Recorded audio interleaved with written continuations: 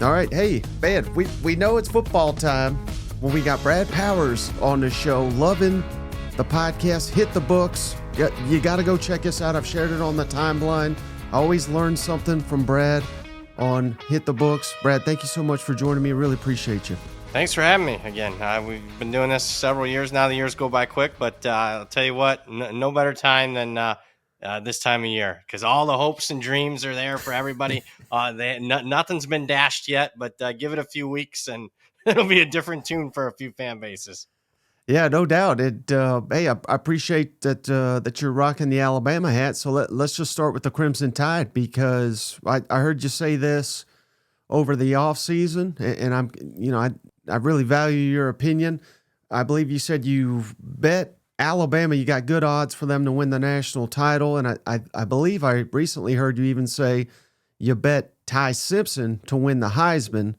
Now, this is not like you guaranteeing either one, but you found good value in each of those. Can you go into why'd you place those wagers, and are you feeling good now that Ty Simpson is a starting quarterback? Yeah, well, I think you hit on most important. It's all value for me. It's not like a prediction, because I mean, I'll make a ton of bets. It's just always, what number can I get it at? And do I perceive, for certain odds, is something overrated, underrated, not being priced accordingly? But with Alabama all off season, just I haven't felt they've been priced accordingly. They were way low, and when some of these numbers were coming out, whether it be week one against Florida State or the win total, and keep in mind some of this stuff's been out since as far back as January. So I've been very pro Alabama in the betting markets. I'm willing to give Kalen DeBoer, I'll give him an asterisk for last year. I actually think Saban himself might have thought he had a problem with last year's locker room. There's a reason why he left, because, if you remember, one of the articles said he was thinking he was going to have a good team coming back. He was excited, and all of a sudden he did the player exit interviews, and people were talking about money, if not they're transferring, and then he decided to retire. So I'm going to give DeBoer that 1 year to get adjusted. I think Ryan Grubb being back, his right-hand man for most of his career back as the OC, is going to help. I think Ty Simpson, I'm not huge on Ty Simpson, but look, it's an Alabama quarterback, a team that I think is a legit national title contender. Anytime you got a legit national title contender and you got the starting quarterback who I think is going to put up good numbers in a very quarterback-friendly offense, a la Michael Penix a few years ago at Washington, I'm going to make that bet, more often than not, especially if you're going to give me a good number. So I think Alabama is not only a playoff contender, but literally a national title contender. And there's a difference there. A team, willing to make a 12-team playoff, or a team capable of winning 3 games in a playoff.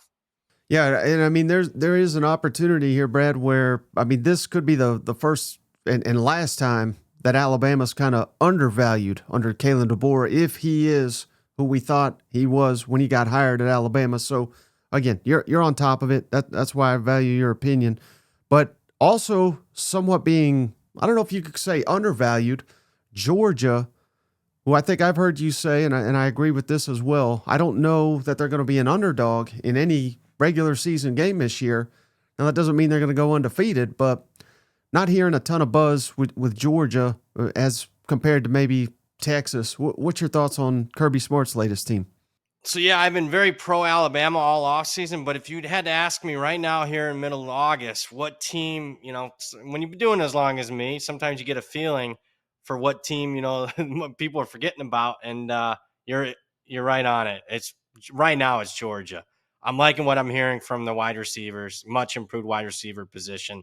Obviously, it was one of their Achilles heel last year.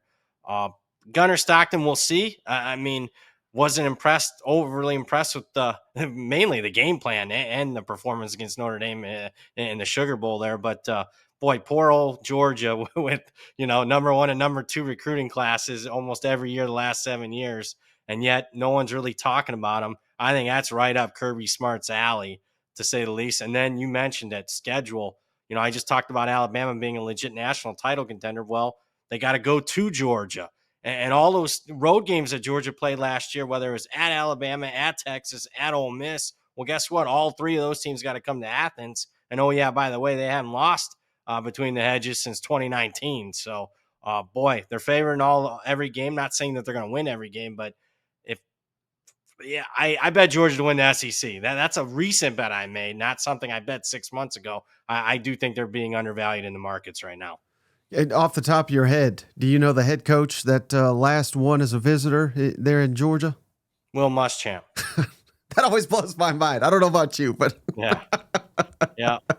Who was not on the Georgia staff this year. So that's a little bit concerning because he's kind of been, keep in mind, a teammate of Kirby back in his Georgia days. So uh, having a guy like that, it doesn't have to be in an official capacity, but a guy who can run stuff by. I don't know.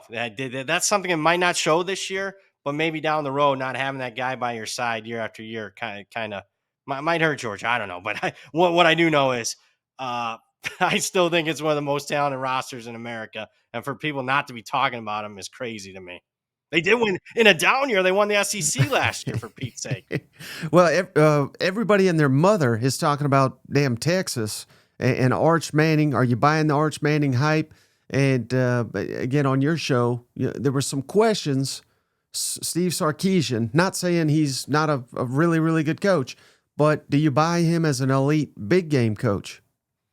Yeah, I'm not, and it's not like I'm super down. It's just that there's, you know, when you talk about expectations, I mean they're being priced like the best team in the country. Arch is being priced like a generational talent, and I think Sarkeesian's a really good coach. I think Arch is going to be a really good quarterback, but generational.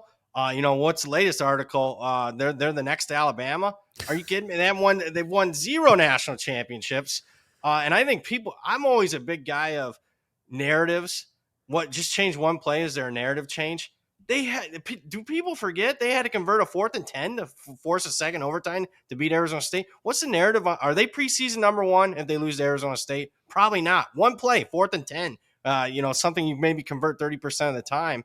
I just think if Arch is a generational quarterback, like everyone's talking about, generational quarterbacks are playing before their junior season significant. I don't care where you're at. I don't care what time period. Dan Marino started as a freshman. John Elway started as a freshman. Peyton Manning, old Uncle Peyton, he was starting as a freshman at Tennessee half the season. I just, it's not like he was behind a first round draft pick. He was behind like Steve Spurrier, one of my favorite offseason comments so far. I mean, he was behind a 7th round draft pick in Quinn Ewers. And if Arch is the guy, why is he not the guy last year?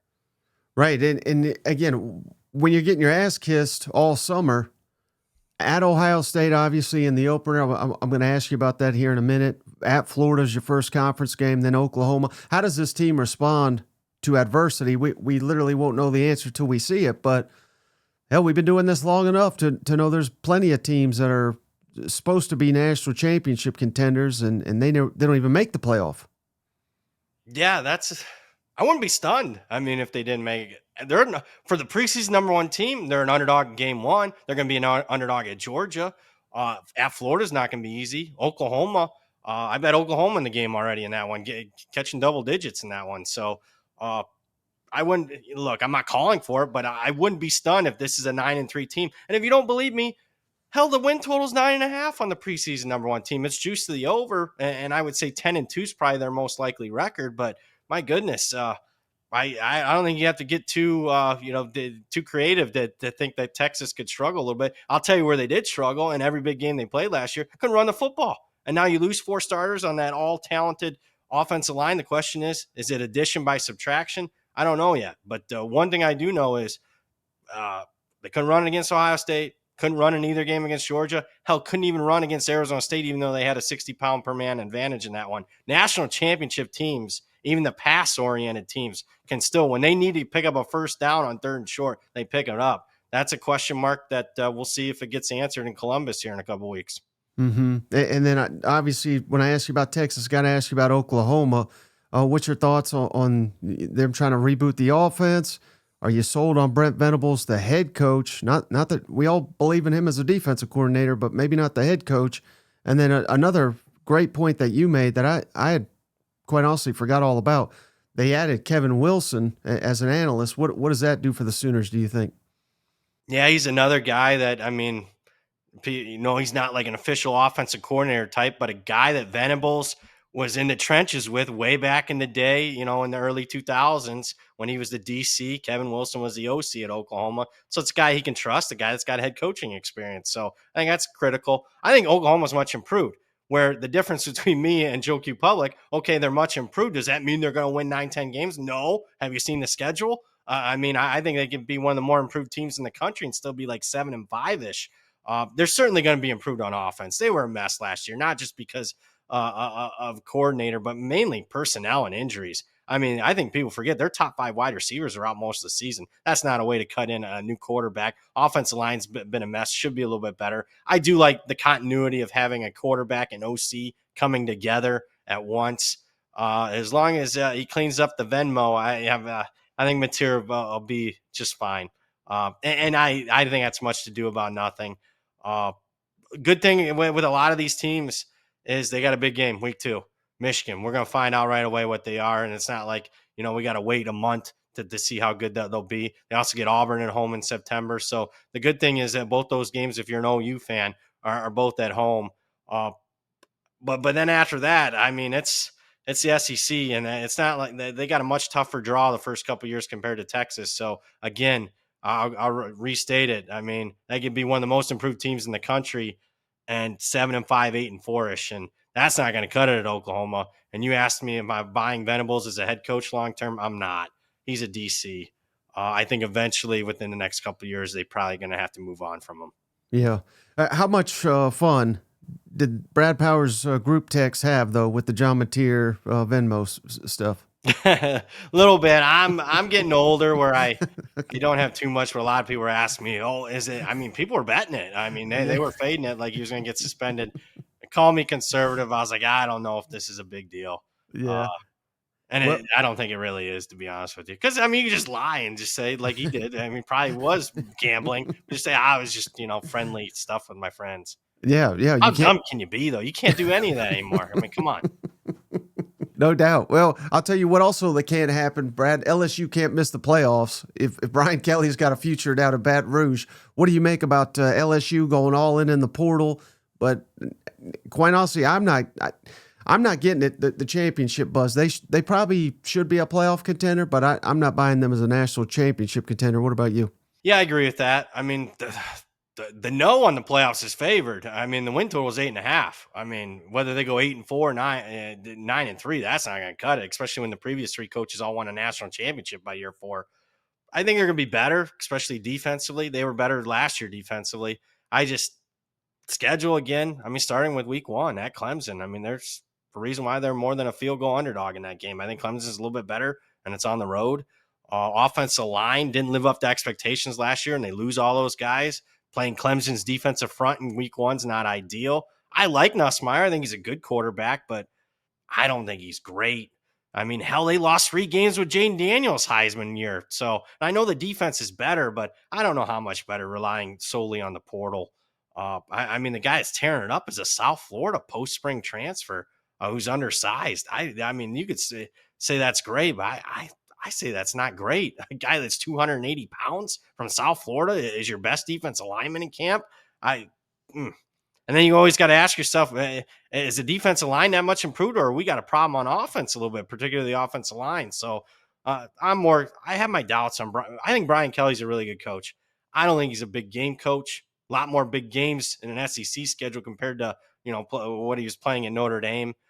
I'm not even buying that they make the playoffs. So, because I think to be a surefire playoff team, you got to go 10-2. And I mean, the chances of them going 10-2, I mean, that's a monster underdog right now.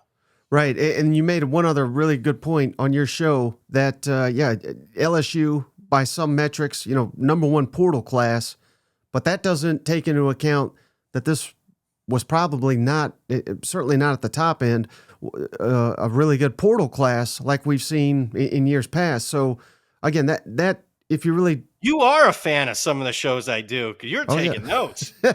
no, I'm telling you, I listen to everything. So, yeah, I mean, I think that's got to be taken into consideration.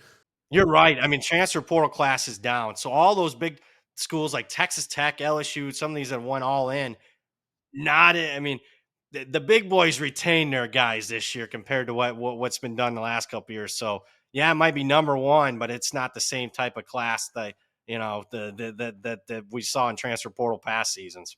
But another program that did go into the portal, A&M. What's your read on year two, Mike Elko and the Aggies? I like Mike Elko. I think there has to be some patience. I think there's unreasonable expectations. They're just not a they're not a blue blood. I can tell you that. Even though they recruit like one, they just never, for some reason, never able to put it completely on the field. Hell, didn't even really put it on the field. I know last year, all that great start. I deal with numbers and point spreads. I mean, A&M was terrible. Only covered 3 games last year, so again, they were overpriced. I'm not buying Marcel Reed. I think we'll see if he's improved as a passer. I just think he's limited. And I think if they need to take that next step, which is what everybody wants in College Station, they're going to have to move on from him at some point. So I think the run game, defense will be much improved, especially with Elko having more of a hand in there. I think they are what they are, though. Look like an 8-4 team to me with the schedule, especially at Notre Dame, at LSU, at Texas. It's going to be tough to win any of those games, let alone run the table on the other ones. So, but most likely record for me this year for A&M is 8-4. Well, the jokes write themselves, don't they? But Yeah, they do. One guy you didn't reference there, though, I've heard so many mixed things about him, and most of the time he spent his time out of the conference. So I wanted to ask, what's your thoughts on offensive coordinator Colin Klein? Because anytime we have like a defensive minded head coach, a lot of times the success or failure of the program is dependent on the offensive coordinator he's hired. What's your read on Colin Klein? A good young coach. I don't know if he's a great one yet. Need to see a little bit more. Wasn't overly impressed last year, but obviously they're interchanging quarterbacks, so a big year for him. But I think he's a good one. Just not, hasn't proven to me to be a great one. I think a young, great coach, OC would be a Georgia Tech coach, Buster Faulkner. To me, he's shown enough to be, with his talent level, a great one. But big year. We're gonna find out in South Bend in week 3, if they're improved or not, because that wasn't a great look for them last year. I know it was an opener for a new coaching staff, but I mean the market, remember, moved A&M to favorite in that game, and they were kind of lost offensively, in my opinion. Well, all right. Well, another team that has been lost at times under their head coach, which they shouldn't have been, in my opinion. Florida at Billy Napier. Are you buying the Gators? Very difficult schedule. Seems like every day they have an injury in camp. What's your read on Florida? Yeah, I mean, I'm buying them that, the early numbers had their win total at 6.5. I was buying over there, but now it's 7.5 just to prove that every half win matters in these markets. I'm not willing to bet over 7.5. I think the most likely record for me is 7-5. That's not going to, they didn't pay Napier to come over to go 7-5. A lot of it, though, is the schedule. One of the most difficult in the country. I mean, they just to put in perspective, I think they're 7-5 team, and yet I have them in power ratings top 15 in the country. So you plug that power rating and schedule 7-5, that just shows you how tough it is. If there's any team so far in fall camp the first couple of weeks that I'm worried about, probably Florida with the injuries. You obviously listen to the show. We've been talking all spring. I hate hearing about those, procedures that kind of get swept under the rug. And that was at the end of spring with DJ Lagway's procedure, and hasn't been fully healthy so far through fall camp. This is in the weeds, but I haven't been impressed with Florida's strength and conditioning program at any point during Napier. Whether it's the opening game against Utah, opening game against Miami, they don't feel like they're ready to go when the season starts. So the thankful thing for them this year is they start with Long Island and South Florida before they travel to LSU and Miami. But not having guys healthy when you're relatively inexperienced, particularly at quarterback, and every rep matters. If I had to bet it now, I'd bet under 7.5. Which 7-5, I don't know if he's completely safe. They showed some patience last year. Are they going to continue to show patience? Yeah, I mean that is certainly not the standard in Gainesville, but they have lowered expectations down there. I'll tell you where they have it though, Brad, is Columbia, South Carolina, where hell these fans are convinced they're going to the playoff this year. What's your read on the Gamecocks with maybe the best quarterback in the conference, Lenore Sellers? Well, I agree with you. I think he's one of the best quarterbacks in the conference. No doubting that. Big fan ever since I first saw him. I think spring game a couple years ago. With it, he was still wearing goggles at the time. Uh, I'm not buying the rest of the roster around him. Nick Harbor's a great talent. We'll see if he can finally, looks like Tarzan. Maybe, hopefully, for Gamecocks fans, plays like Tarzan this year. Finally, I still think he's more track star than football player, but we'll see. What I'm really not buying is two things: the defense losing 5 guys that went in the first 4 rounds of the NFL draft. Hey, South Carolina is doing a decent job recruiting. This isn't Alabama, though. It's not Georgia. It's not Ohio State. They're not replacing that guys year after year, that amount of talent. And what I'm really not buying is that October and November slate. I think there's a good chance they get off to a hot start, but I don't think anybody in the country, let alone a South Carolina team that's not, in my opinion, top 10, is going to survive that slate without multiple losses. So I know a lot of people don't like that. It's unpopular, especially anytime I post it that I think they're overrated. But one of my biggest positions this offseason is under their win total, whether it's 8.5, 7.5. I think this is a 6-6, 7-5 team. Still think they could be. They're still top 25, top 20ish in my power ratings. But again, with that schedule, you plug it in there. That doesn't equate to a 9-3, 10-2 record like a lot of other people think that they're going this year. Hmm. Well, on the other end of the spectrum, Missouri's got a very favorable schedule. What do you make of Missouri, and could they be, an outside playoff team? Maybe not. Hell, certainly not if they had Florida or South Carolina schedule, but the one they have, they could sneak in there. Yeah, I don't play a road game until mid-October. That's nice. Real nice. What's has me thinking that I've been doing this long.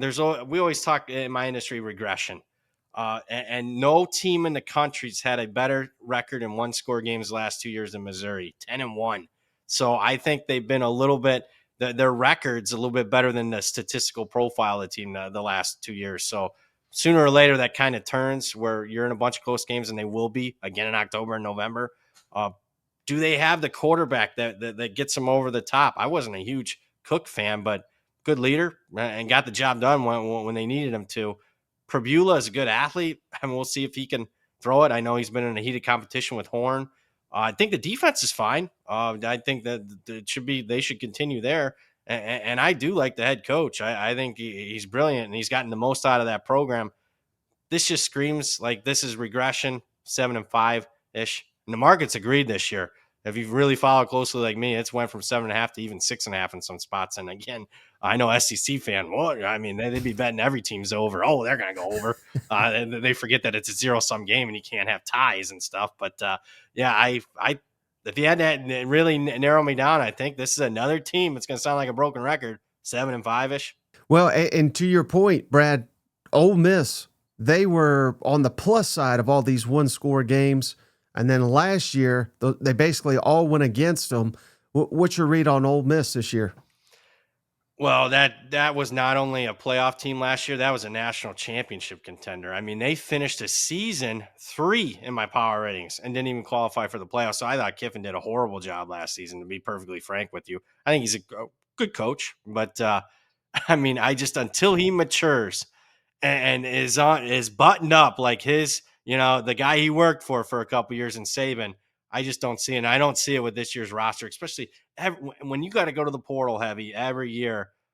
I mean, a lot of those portal guys were actually, even though they disappointed last year, they were hits. I mean, those guys are in the NFL. I mean, they were highly productive for them. I don't know. I don't like this year's portal class as much as the last couple. Schedule is manageable, but you would also think manageable would be beating Kentucky and Florida as a double-digit favorite, and they couldn't do that with last year's team. I think this is an 8-4 type of team this year. Mm-hmm. And how about Tennessee? Again, the schedule's manageable, but a lot of turnover for the Vols. I don't like what I'm hearing from camp, and I know you're more in tune with it than me. I think the defense will be fine. I think Banks, the DC, is one of the more underrated DCs in the country. I think teams are starting to figure out the Heupel offense. They're adjusting it now. They've seen it year after year. It was a big time adjustment for them the first couple of years. I don't think they have the quarterback. Obviously, Aguilar will be okay. I think the saving grace for them taking like a big step back is, like you mentioned, the schedule. I think it's an 8-4 type of team this year. and they'll really heavily lean on the defense. I think the opener, if you catch my drift, will be a little bit lower scoring. I think Mm-hmm. Syracuse's offense will be way down this year too. So if you catch that, lower scoring first game. All right, and then final team I wanted to hit you with that I can't make heads or tails of. Hugh Freeze, Auburn. Hugh Freeze, he's currently screaming at his quarterback. I don't know if you saw that today, but what's your read on the Tigers? Man, initially, and again, sometimes my opinion changes a little bit throughout the course of an off season when the numbers are up for 6 months. Initially, I bet over 7.5. I'm like, this has to be at least 8-4. He's gone. I still feel that way. If 7-5 or worse, get him out of there. In year 3, my confidence level in that bet that I made over 7.5's gone down here in fall. I don't like what I'm reading in fall camp. I think the opener, your people are going to be paying attention to it, but I think nationally he's not getting enough on the love. I think that's going to be a swing for both teams, Auburn and Baylor. Auburn's currently favored by 2.5. That game has swung back and forth. There's varying opinions on that game. I think that's one of the best week 1 games, maybe the best one that nobody's talking about. Mm-hmm. Well, I'll just give you a tip here, Brad. Bet the over on Auburn next year. John Summerall, year 1. But yeah, so let's go right to that game. I wanted to ask you about a couple of these week 1 games real quick. You just already hit on Auburn Baylor. It's gone back and forth and back and forth. What's your read on that one? I need a 3 to bet Baylor. I did bet some Auburn at Pick'em, just because I thought it was going up. And, at Mr. SEC on a Friday night, I'm going to bet the SEC. The public does have a say in markets now that it's with legalization. So I was just getting in front of a number. Not too much involved. Don't expect to be unless I see that all important 3 on the home dog. Then we'll get involved. And we've already referenced Texas at Ohio State. Ohio State, the favorite here. It's just wild to see preseason number 1 underdog in the opener, but makes sense that it's in Columbus. What's your read on that one? I lean on the Buckeyes. Nothing big there. What I do have big on is the under the total.